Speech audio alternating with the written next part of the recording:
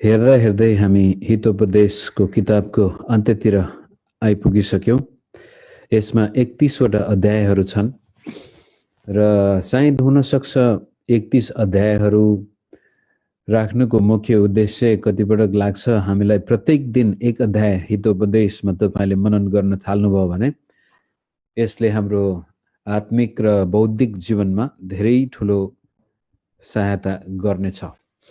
प्रत्येक दिन एक हितोपदेश एक अध्याय हरेक महिनामा एक पटक तपाईँ र मैले हितोपदेशलाई पढ्यौँ, मनन गऱ्यौँ र त्यसअनुसार सोच्न थाल्यौँ भनेदेखि हाम्रो जीवनमा भयङ्कर ठुलो आशिष आउनेछ।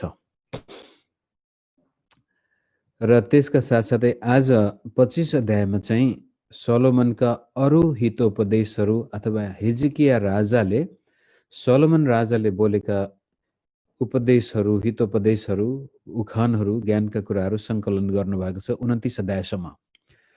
हुन त राजा सोलोमनले 3000 भन्दा बढी उपदेशहरू, हितोपदेशहरू बोलेको कुरो उल्लेख गरिएको छ।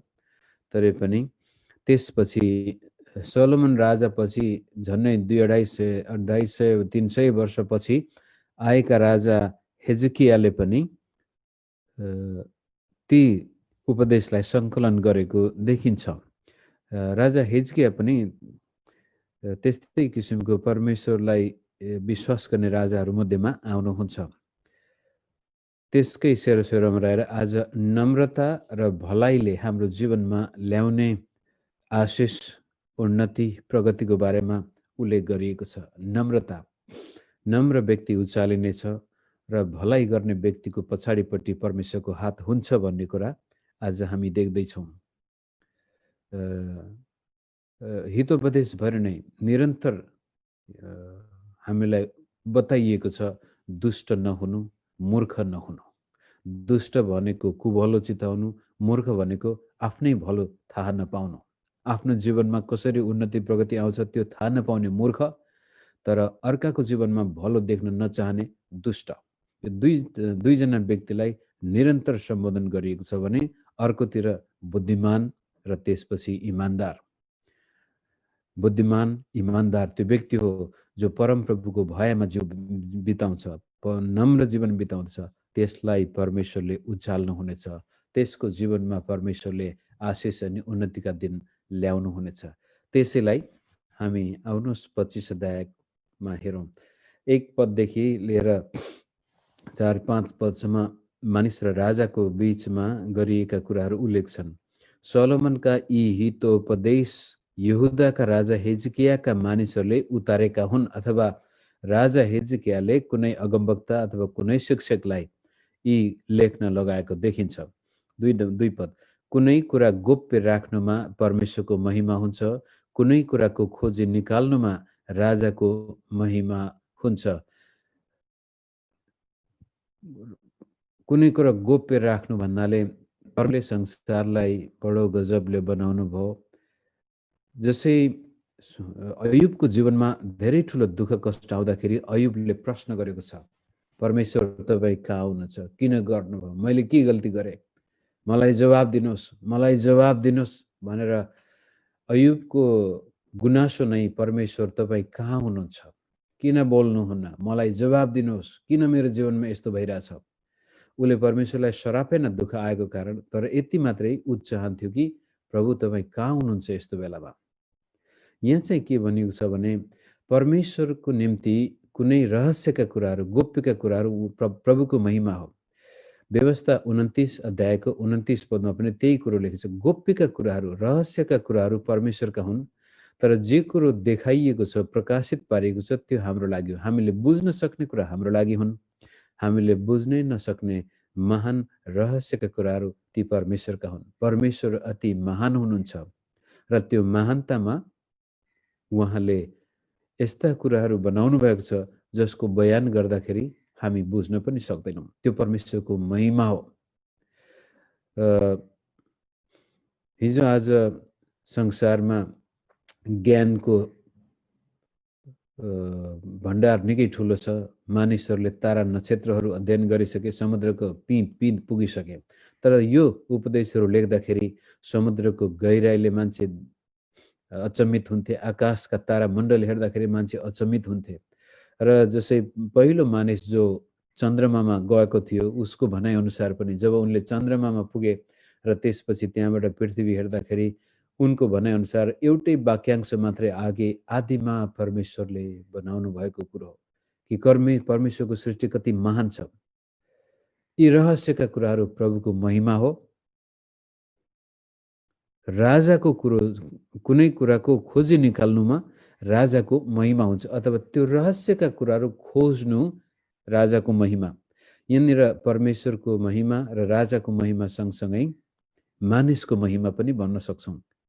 परमेश्वरको सृष्टिलाई खोज्नु, बयान गर्नु। उदाहरणको लागि तपाईँको बगैँचामा राम्रो फुल फुलेको छ, त्यो फुललाई गएर हेर्नु, परमेश्वरले त्यसमा गजबको रहस्य लुकाउनु भएका कुराहरू देख्नुहुनेछ। तपाईँ अचम्मको एउटा राम्रो कुनै कलात्मक दृश्यलाई हेर्नुहोस्, सुन्दरतालाई हेर्नुहोस्, त्यसको पछाडिपट्टि परमेश्वरको महानता हामी देख्दछौँ। त परमेश्वरले बनाएका रहस्यका कुराहरूलाई हेरेर पत्ता लगाउन सक्नु त्यो मानिसको महिमा हो। आफ्नै जीवनमा पनि हामीलाई थाहा हो, जसै उदाहरणको म मेरो जीवनको कुरो गर्दाखेरि मूल नक्षत्रमा जन्मियो र त्यसपछि जन्मेको 9 दिन भएपछि घरबाट मलाई ढल्काइयो। जीवन बडो कष्टकर तरिकाले बाल्यकाल बित्यो। मानसिक रूपले त्यस्तै म घाइते भएँ, भावनात्मक रूपले घाइते भएँ, शारीरिक रूपले पनि अब घर आमा बाबु बिनाको बालकलाई मेरो शरीरमा त्यस्तै कमजोरीहरू देखा परे। त्यति बेलामा बडो दुःख लाग्दो कुरो छ। अब त्यति मात्रै मान्छेले हेरेको भए जीवन बडो तितो भएर बित्ने थियो। यीशु ख्रीष्टलाई नचिन्नुभन्दा पहिला मेरो जीवन तितो थियो। तर जब ख्रीष्ट येशूले मेरो आँखा कान खोलिदिनु भयो, त्यसपछि फर्केर हेर्दा ओहो परमेश्वर मलाई त्यस्तो स्थितिमा पनि बचाउनु भयो। तपाईँको हात कति त्यसको पछाडि रहेछ र मेरो दुःख कष्ट पछाडि पनि परमेश्वर तपाईँको उद्देश्य रहेछ, योजना रहेछ। अब बल्ल थाहा भयो। हिजो अस्तिसम्म म अन्धा थिएँ, आँखा खोलेको थिएन, अनि जसको कारण मानिसको महिमा त्यहाँ थिएन। तर जब परमेश्वरले मेरो आँखा कान खोल्नुभयो र आफ्नो जीवनको दुःख कष्ट पछाडि पनि परमेश्वरको हात देख्दाखेरि ओहो यो पो प्रभुको योजना रहेछ। त्यसमाथि अब म विजयी हुन सकेँ, एउटा मानव भएर बाँच्न पनि सफल भएँ। त्यस्तै कुरो यहाँ गोप्य कुरा राख्नु परमेश्वरको महिमा हो। रहस्यका कुराहरू परमेश्वरको महिमा भनेदेखि ती रहस्य खोज्न सक्नु मानिसको महिमा हो। त्यसमा प्रभुको हात देख्नु मानिसको महिमा हो। 3 पदमा जसरी स्वर्गहरू उच्च छन् र पृथ्वी गहिरो छ, त्यसरी नै राजाहरूका हृदयको खानतलासी गर्न नसकिने हुन्छ। दोस्रो कुरो, राजाको हृदय कति रहस्यमय छ। अब त्यति बेलामा अब राजा र रैथीको तपाईँले कतिपय व्यक्तिहरू यस्ता राजाहरू थिए जो अत्यन्तै राम्रा थिए, तर कोही कोही अति दुष्ट थिए। भन्न खोजेको कुरो मानिसको हृदय एकदमै रहस्यले भरिएको छ। हामी आफ्नो हृदय आफै बुझ्न सक्दैनौँ। यिर्मया अगमवक्ताले भनेको छ मानिसको हृदय यति छली छ कि यसले हामीलाई सजिलै धोका दिन सक्छ। तर राजाहरूको हृदय, मानिसको हृदय जाँच्ने केवल परमेश्वर मात्रै हुनुहुन्छ। मानिसले राजाको हृदय जाँच्न सक्दैन, अरू मानिसको हृदय हामी कहिल्यै जाँच्नै सक्दैनौँ। आफ्नो त सक्दैनौँ, अरूको त परै जाओस्। राजाले के सोचेको छ उसका सल्लाहकारहरूले कहिल्यै बुझ्दैन। राजाले कस्तो निर्णय गर्ने हो अरूले बुझ्नै सक्दैन। त त्यसलाई नजिकबाट हेर्दाखेरि हामी आफ्नै हृदय त बुझ्न सक्दैनौँ, अरूको त कुरै छोड्दिउँ। कसले खानतलासी गर्न नसकिने हुन्छ, केवल परमेश्वरले मात्रै मानिसको हृदय जान्नुहुन्छ। त्यसै कारण दाउदले प्रार्थना गर्छ, हे परमेश्वर मलाई जाँच्नुहोस्, मेरो हृदयलाई खार्नुहोस्, म भित्र केही अशुद्ध कुरा छ भने भन्नुहोस्, त्यसपछि मलाई शुद्ध पार्नुहोस्, पवित्र पार्नुहोस्। आफ्नो हृदयलाई परमेश्वरको सामनेमा खोलेर जानु नै मानिसको निम्ति आशिषमय हुन्छ। नत्र आफ्नै नजरमा मात्रै ठिक लाग्छ हाम्रो जीवन। त्यही कुरो मानिसको बाटो, कुनै बाटो मानिसको नजरमा ठिक लाग्ला तर त्यसको अन्त्य चाहिँ विनाश हुन्छ। र त्यो नहोस् भन्नको लागि हामीले हाम्रो हृदय पनि परमेश्वरको सामने खोल्नु पर्ने हुन्छ। पढ्दै जाउँ। चाँदीको कसर निकालिदे अनि मात्र कलाकारको निम्ति काम लाग्ने वस्तु हुन्छ।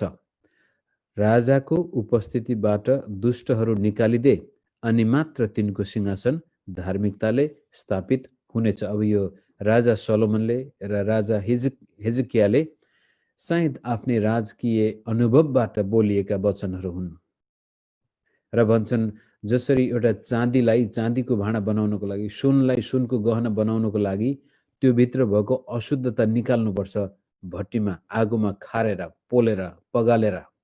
त्यस्तै किसिमले देशमा राम्रो कुरो हुने हो, देशमा विकास आउने हो, देशमा जनताहरूलाई सुख शान्ति हुने हो भने राजाको उपस्थितिबाट दुष्टहरू निकालिदिनु। आज हाम्रो देश दुर्दशामा छ, दयालाग्दो स्थितिमा छ नेपालको अवस्था। भारतकै कुरा गर्नुहोस्, भारत पनि एकदमै यो दोसाँधमा उभिएको छ। यसले कस्तो बाटो अपनाउँछ अबको 20-25 वर्ष, कि त निकै प्रगतिको बाटोमा जान सक्छ कि यो एकदमै दुर्गतितिर जान सक्छ। यो हुनुको मुख्य पछाडि दुष्ट शासकहरू, राजाहरू त गइसके, अब दुष्टहरूले शासन गर्दाखेरि देश विनाश हुन्छ। त्यसै कारण यहाँ दुष्टहरूलाई राजाको उपस्थितिबाट निकालिदे अनि मात्र तिनको सिंहासन धार्मिकताले स्थापित हुनेछ, अथवा त्यो देशमा न्याय हुनेछ, त्यो देशमा जनतालाई सुख र शान्ति हुनेछ। चाँदीमा सुनमा अरू नै धातु मिसिएको छ भने त्यसको इज्जत, त्यसको खास मूल्य हुँदैन। त्यस्तै किसिमले यो असल समाज निर्माण गर्नको लागि राजाको सँगसँग दुष्टहरू छन् भने राजाको सिंहासन खसाल्ने, राजाको सत्ता नाश हुने, देश नाश हुने दुष्ट मानिसहरूको कारण, जसको ज्वलन्त उदाहरण हाम्रो देशमा भ्रष्ट शासकहरूले गर्दाखेरि देखिरहेछौँ। 6 पदमा राजाको उपस्थितिमा आफैलाई नउचाल र महापुरुषहरूका माझमा बस्ने हक नखोज। ठुला बडाका अघि तलाई तिनले होच्याउनु भन्दा तिनी आफैले तलाई यसो भनेको बेस हुनेछ, यहाँ माथि आऊ। नम्रताको कुरो गर्दाखेरि यो प्रभु येशूले पनि उखानमा भन्नुभएको छ, जब तिमीहरूलाई कसैले भोज भतेरमा निम्तो दिन्छन् भनेदेखि अगाडिको सिटमा गएर नबस्नु, आफैलाई नउचाल्नु। त्यही कुरो यहाँ राजाको उपस्थितिमा आफैलाई नउचाल, आफ्नै बढाइ चढाइ, आफ्नै नाम, आफ्नै योग्यताको फुर्ती नलाउनु, ठुला बडाको अगाडि पनि धाक नलगाउनु, बरु त्यसको सट्टामा आफैलाई नम्र बनाउनु। अङ्ग्रेजी शब्द छ एउटा अन्डर एस्टिमेट।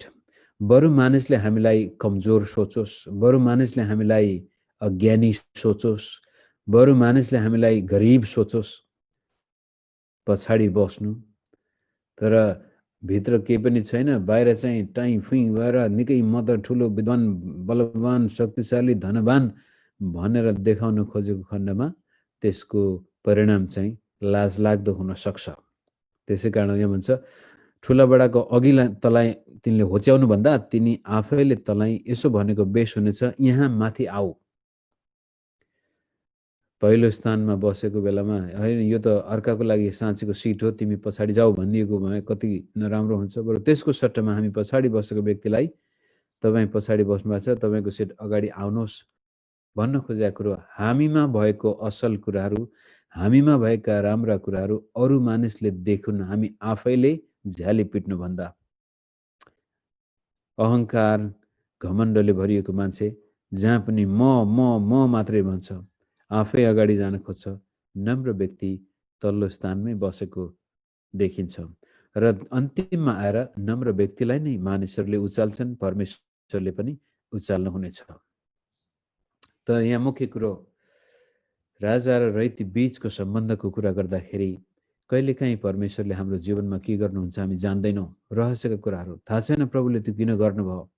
त्यस बेलामा विश्वास गर्नु र त्यसपछि आफ्नो जीवनमा, संसारमा चारैतिर अध्ययन गरेर विचार गरेर परमेश्वरको महानतालाई बुझ्नु त्यो हाम्रो गरिमा हो, महिमा हो भने, अनि नम्र हुनु पनि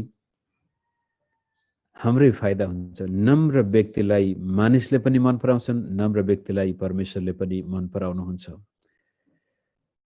अब 8 पदबाट तलसम्म अदालत मुद्दा मामिलाका कुराहरू छन्।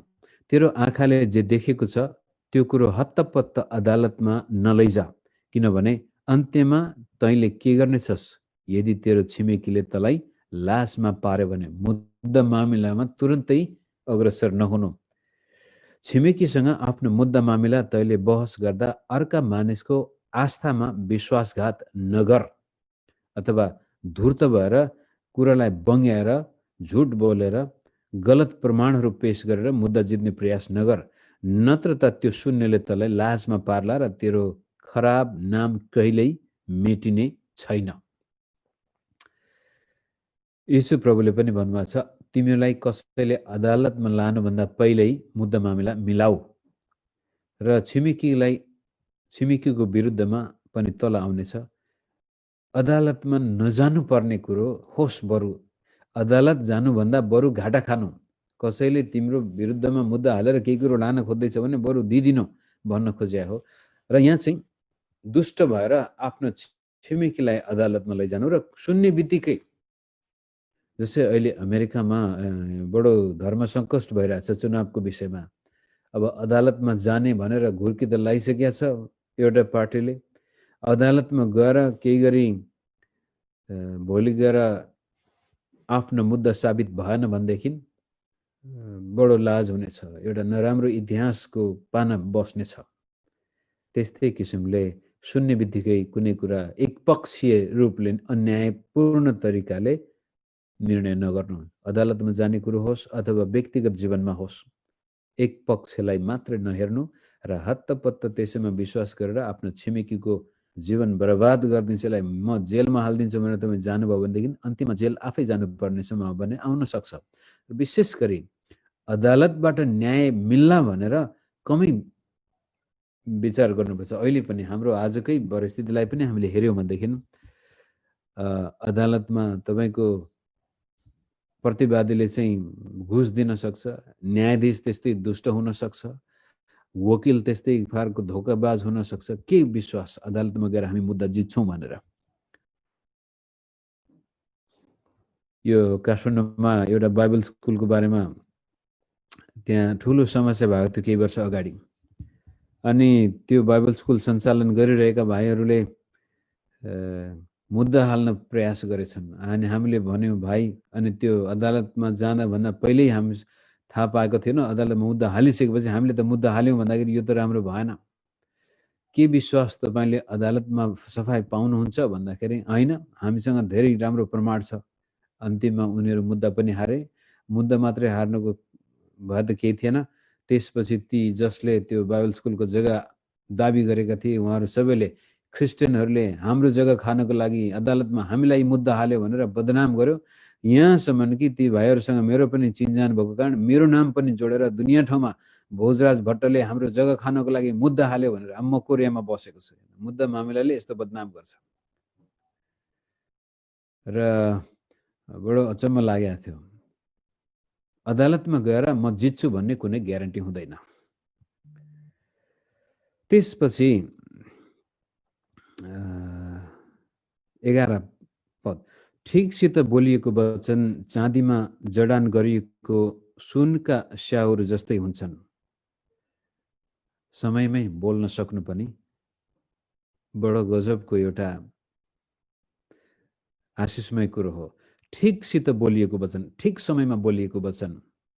उत्साह दिने बेलामा तपाईँले उत्साह दिनुभयो, सान्त्वना दिने बेलामा सान्त्वना दिनुभयो, गाली गर्ने बेलामा गाली दिनुभयो, हप्काउने बेलामा हप्काउनु भयो भनेदेखि त्यसले काम गर्नेछ। तर बेठिक समयमा बेठिक तरिकाले बोलिएको वचन फेरि त्यस्तै प्रकारको कुरूप परिणाम ल्याउँछन्। सुनको कुण्डल वा निखुर सुनको गहना झैँ बुद्धिमान मानिसको हप्की सुन्ने कानको लागि हुन्छ। हामीले हेर्दै आएका छौँ, बुद्धिमानले अर्थी उपदेश र हप्की सुन्छ। मूर्खलाई हप्का भने उल्टै त्यो तपाईँलाई नै आक्रमण गर्न आउँछ। यो एक एक लाइनमा बडो गजबका उपदेशहरू छन्। यसैमा लामो समय पनि हामी बिताउन सक्छौँ, तरै पनि हामी सरासर अगाडि जाउँ। सुनको कुण्डल 12मा पुगेको छौँ। सुनको कुण्डल वा निखुर सुनको गहना झैँ बुद्धिमान मानिसको हप्की सुन्नेको कानको लागि हुन्छ। कटनीको बेला हिउँको शीतलता झैँ विश्वासयोग्य दूत त्यसलाई पठाउनेहरूका निम्ति हुन्छ। आफ्ना मालिकको आत्मालाई त्यसले ताजा बनाउँछ। कटनीको बेला हिउँको शीतलता झैँ, अब चिसो पानी, गर्मीको समयमा चिसो पानी पिउँदाखेरि कति आराम महसुस हुन्छ, त्यस्तै किसिमले विश्वासयोग्य दूत, सन्देशवाहक, तपाईँले कसैलाई खबर दिनको लागि केही भनेर पठाउनु भएको थियो भनेदेखि यदि त्यो विश्वासयोग्य हो भने तपाईँको फाइदाको लागि नै उसले राम्रो प्रकारले सन्देश हस्तान्तरण गर्दछ। तर दुष्ट अविश्वासयोग्य हो भने उल्टो पाल्टो बनाएर देश देशमा युद्धहरू छिडिदिन सक्छ अविश्वासयोग्य दूतले। तर इमान्दार र विश्वासयोग्य दूतले आफ्नो मालिकको हृदयमा त्यस्तो प्रकारको शीतलता ल्याउँदछ जहाँ आफ्नो मालिक विश्वासयोग्य दासमाथि रमाउँछ अथवा दूतमाथि रमाउँछ। 14 पद, झरी बिनाको बादल र बतास झैँ आफूले नदिएको दानमा धाक लगाउने मानिस हुन्छ। अब यो हेर्नुहोस् है, झरी बिनाको बादल र बतास झैँ आफूले नदिएको दानमा धाक लाउने मानिस हुन्छ। यो पद पढ्दाखेरि मलाई कहिलेकाहीँ यो नेपालमा कतिपय व्यक्तिहरूले मैले त यतिजना मानिसलाई राहत बाँडे, यतिलाई यो गरे, यतिको घरमा यति सहायता गरे भनेर ब्यानर बनाएर बेला बखत भूकम्प आउँदाखेरि, बाढी पहिरो आउँदाखेरि, यो महामारीको बेलामा, तर वास्तवमा दान दिनेहरू बाहिरबाट हुन्छन्, बाहिरबाट दान खोजेर ल्याउँछन् अनि आफू निकै दानी भइदिन्छन्। त्यो पनि त्यस्तै लाग्छ। तर पनि कहिलेकाहीँ आफूले दिँदै नदिएको कुरो पनि मैले दिएको हुँ, मैले गरेको हुँ भनेर आफ्नो नाम ठुलो बनाउन खोजिरहेका हुन्छन्। त्यो चाहिँ झरी बिनाको बादल, कामै छैन त्यसको। बतास आउँछ, उडेर जान्छ। एकपटक एउटा लेख पनि लेखेको थियो मैले, दानमा दानी। बाहिर देशबाट विश्वासीहरूले नेपालको दुःख कष्टमा सहायता गर्नको लागि दान पठाउँछन् अनि नेपालमा त्यो वितरण गर्नेहरूले म नै दानी भनेर आफैलाई अगाडि प्रस्तुत गरेको धेरै पटक देखिएको छ। त्यो पानी नपर्ने बादल काम छैन त्यसको। धैर्य गर्नाले 15 पदमा शासकलाई मनाउन सकिन्छ र विनती जिब्रोले हड्डी गलाउन सक्छ। पेसेन्स, एकदमै धीरज धारण गर्न सकेको खण्डमा शासकलाई पनि खुसी पार्न सकिन्छ र असल प्रकारको नम्र स्वभावको जिब्रो बोली वचन छ भने त्यसले हड्डी पनि गलाउन सक्छ। भन्न खोजेको कुरो, राजाबाट केही कुरो प्राप्त गर्नु छ भने तपाईको बोली वचन कस्तो छ।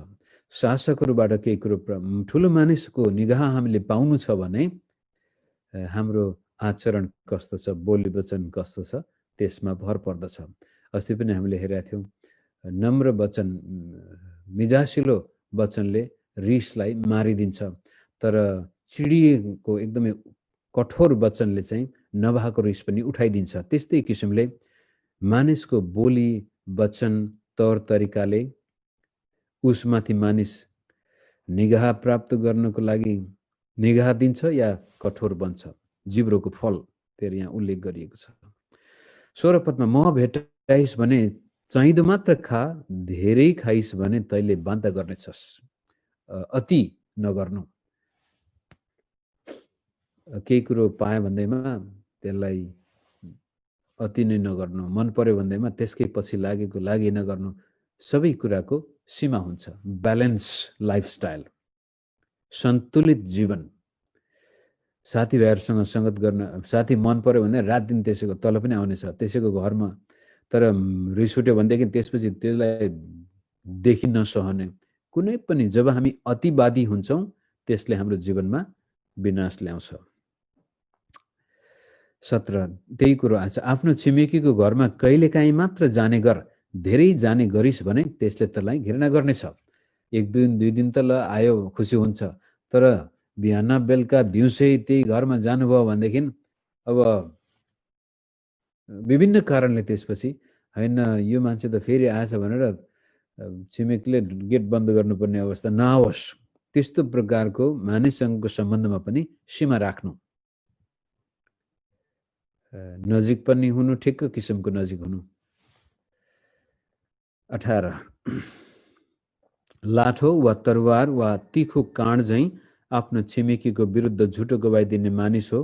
दुखेको दाँत अथवा लङ्गडो खुट्टा भए झैं सङ्कष्टको बेला अविश्वासयोग्य व्यक्तिमा भर पर्नु हो।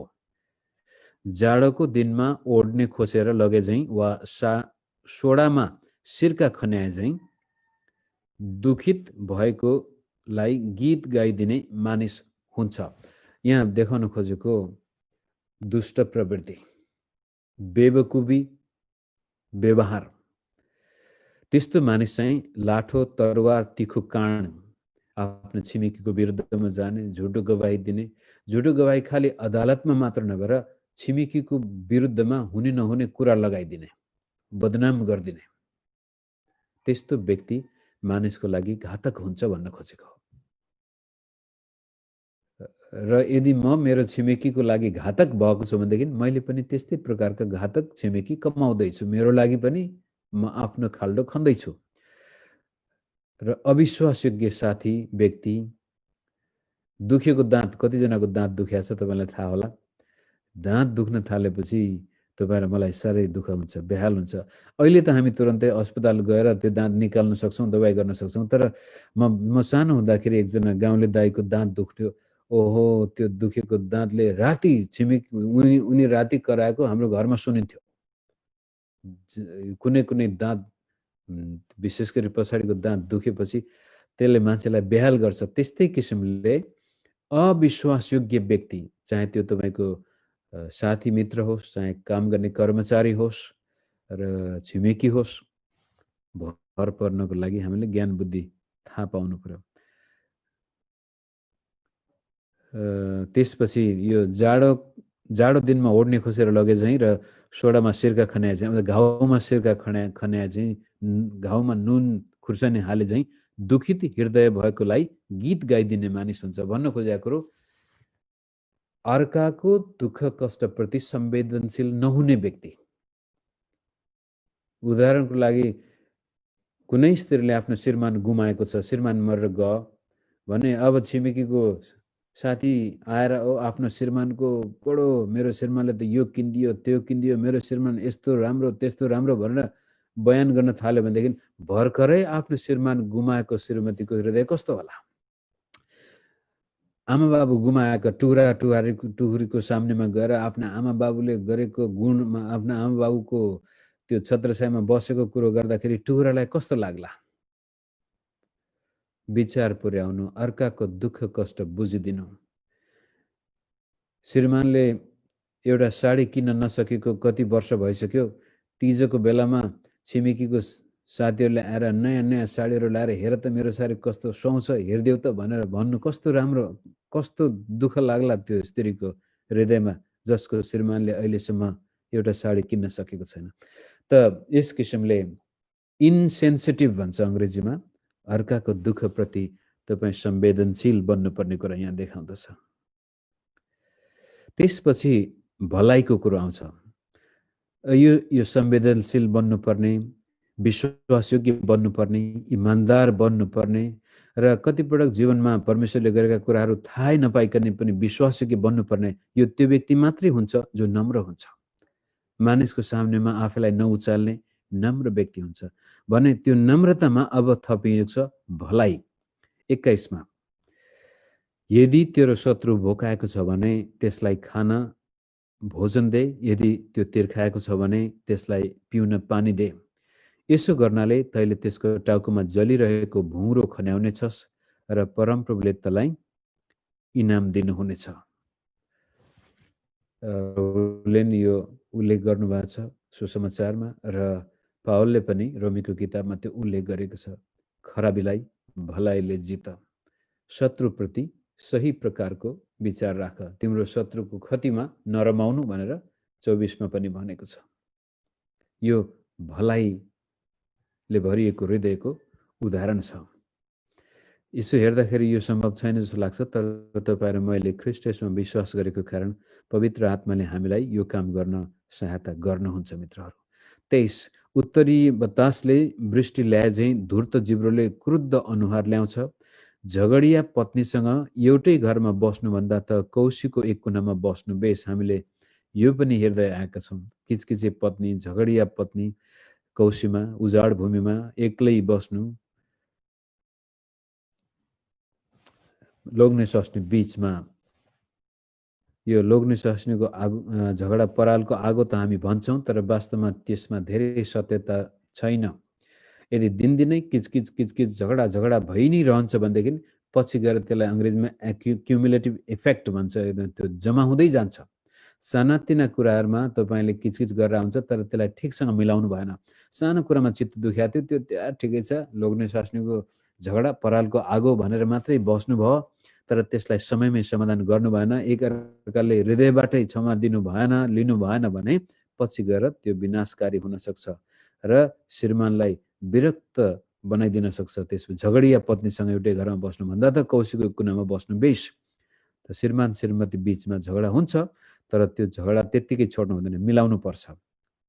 जसले गल्ती गरेको छ आफ्नो गल्ती स्वीकार गर्नु पर्यो, क्षमा लिनेले लिनु पर्यो, दिनेले दिनु पर्यो, अनि त्यसपछि बाँकी अगाडिका दिन अझ रहर लाग्दा बन्दछन्।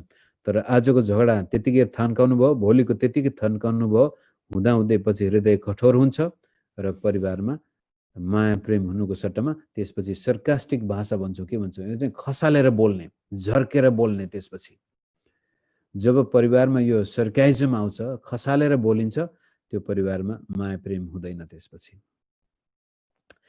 25 थकित प्राणको लागि चिसो पानी झैँ टाढाबाट आएको शुभ समाचार हो। त्यो बेलामा टाढाबाट आएको सुसमाचार भन्नाले चिठी पत्र आउँदा कति समय लाग्थ्यो हाम्रै पालामा। अब यो त हामी हजारौँ वर्ष पहिला कुरा गर्दैछौँ। महिनौँ लाग्थ्यो, वर्षौँ लाग्थ्यो आफ्नो टाढामा बसेको परिवारको समाचार सुन्नको लागि। र जब राम्रो समाचार सुन्दाखेरि आफै विचार गर्नु छ कति हर्क लाग्छ। हिजो आज त हामी अब यस किसिमले इन्टरनेटको माध्यमले हाम्रो संसारै एउटा गाउँ बनाइदिएको छ, र पनि टाढाको व्यक्तिको जीवनमा आएको असल समाचारले मानिसको हृदयमा त्यस्तो प्रकारको चङ्गाई गर्दछ। 26 दुष्टको कुरामा लाग्ने धर्मी मानिस हिले जरुवा पानी वा दूषित कुवा झैँ हो, त्यहाँको पानी पिउन मिल्दैन। धर्मी मानिस तर दुष्ट कुरामा लाग्यो। कतिपल्ट हामी देख्दछौँ पास्टर प्रचारकहरू व्यभिचारमा फसेको, भ्रष्टाचारमा फसेको, अनैतिक कुराहरूमा लागेको, जसको फलस्वरूप उनीहरूको धर्म कर्मले काम गरेन। दुष्ट कुरातिर आफ्नो पाइला चालेको कारण पानी त छ तर त्यो दूषित छ, त्यसलाई पिउन मिल्दैन। धेरै मह खानु राम्रो हुँदैन, न त आफ्नै मान खोज्नु कसैलाई आदरणीय हुन्छ। माथि पनि उल्लेख गरेको छ, न त अति पनि नबन्नु, आफ्नै नाम उचाल्न पनि नखोज्नु, नम्र हुनु, जीवनलाई नियन्त्रणमा जिउनु। अन्तिममा पर्खालहरू भत्किएको नगर झैँ आत्मसंयम नभएको मानिस हो, अनुशासन नभएको मानिस। त आज थुप्रै कुराहरू यहाँ एक एक लाइनमा उल्लेख गरिएको छ, र त्यसको सारांशमा भन्दाखेरि नम्रता र भलाइ। तपाईँ र मेरो हृदय नम्र छ भनेदेखि परमेश्वर हामीसँग प्रसन्न हुनुहुन्छ। नम्र व्यक्तिले पृथ्वीमा अधिकार पाउनेछन् भनेको छ प्रभु येशूले। कारण नम्र व्यक्तिलाई सबैले मन पराउँछन्। इमान्दार छ भनेदेखि त अझ सुनमा सुगन्ध नै भयो। नम्रता कमजोरीपन होइन, नम्र व्यक्ति त्यो हो जो भित्रपट्टि उसमा निश्चित निर्धक्कपन हुन्छ। ऊ इमान्दार भएको कारण उसको विवेकले उसलाई दोष दिएको हुँदैन। जब मानिसको विवेकले दोष दिँदैन, विवेकमा ऊ निर्धक्क हुँदछ, त्यसपछि मानिससँग व्यवहार गर्दाखेरि पनि उसले आफैलाई उचाल्नु पर्दैन, ऊ आफैमा सन्तुष्ट छ। मानिसले उसलाई हाई हाई ओहो तपाईँ त कति महान भनेर भनिराख्नु पर्दैन, किनभने उसको विवेकले उसलाई दोष नदिएको कारण उसमा निर्धक्कपन छ। अनि जसको कारण ऊ सबै मानिसलाई इज्जत दिन सक्छ। सानालाई ठुलोलाई उसले सम्मानपूर्वक व्यवहार गर्न सक्छ। त्यस्तो गर्दाखेरि सबैले उसलाई मन पराउँछन्। घमण्डी, अहङ्कारी, निकै देखाउन खोज्ने मान्छे हेर्दाखेरि निकै शक्तिशाली जस्तो देखिन्छ, तर मानिसहरूले हृदयबाटै मन पराएको हुँदैन। र त्योभन्दा पनि अझ डरलाग्दो कुरो चाहिँ अहङ्कारीको विरोध परमेश्वरले गर्नु। बाइबलमा एउटा मात्रै पाप छ जसलाई उसले गर्दाखेरि परमेश्वरले त्यसको विरोध गर्नुहुन्छ भनेको त्यो हो अहङ्कार। तर अर्को पक्ष छ, नम्रहरूलाई परमेश्वरले उचाल्नुहुन्छ। र तपाईँ र म नम्र बन्यौँ, र नम्रताका साथसाथै भलाइको आत्माले हाम्रो हृदय भरिएको छ। कुनै मानिसप्रति हाम्रो कुभलो छैन, यहाँसम्म कि शत्रु भोकाउँदा पनि खुवाउन दिन्छौँ र पानी पिउन दिन्छौँ भने साँच्चै पवित्र आत्माको नियन्त्रणमा बाँचेको मानिस हामी हुनेछौँ। यो अवस्थामा आइपुग्नको लागि तपाईँ र म देख्दछौँ विश्वमा धेरै महापुरुषहरू छन्। उनीहरूलाई हामी के भन्छौँ? ज्ञान प्राप्त गरेको ज्ञानी पुरुषहरू भनेछौँ। तर ख्रीष्ट येशूमा विश्वास गर्नेहरूलाई त्यो पहाडै चढ्नु पर्दैन। महापुरुष, महास्त्री, महाज्ञानी पुरुष बन्नको लागि ज्ञानी पुरुष त्यो हो जसले आफूलाई चिनेर ख्रीष्ट येशूमा गएर आफ्नो पापको क्षमा प्राप्त गरेको छ, मुक्ति प्राप्त गरेको छ र त्यसपछि ख्रीष्ट येशूले दिएको समाधानलाई स्वीकार गरेर अरू सबै मानिसप्रति पनि विनम्र व्यवहार गर्दछ र शत्रुप्रति पनि कोबलो चाहँदैन भने त्यो महाज्ञानी हो, महापुरुष हो। उसको जीवनमा परमेश्वरीय आशिष अनुग्रह आउँदछ, स्वर्ग उसको पछाडि हुन्छ र त्यो व्यक्तिको जीवनमा उन्नति आउनेछ। त्यसको लागि आत्मसंयम, अनुशासन यी सबै कुराहरू पवित्र आत्माको नियन्त्रणमा बाँचेको मानिसको लागि खासै गाह्रो हुँदैन। यति भन्दै आजको वचन म यही राख्छु। यो फेसबुकको माध्यमबाट हेर्नुहुने मित्रहरू सबैलाई धन्यवाद र पछि युट्युबमा हेर्नुहुने मित्रहरूलाई पनि परमेश्वरले आशिष दिनुभएको होस्। र अब बाँकी समय हामी केही प्रार्थनामा बिताउनेछौँ।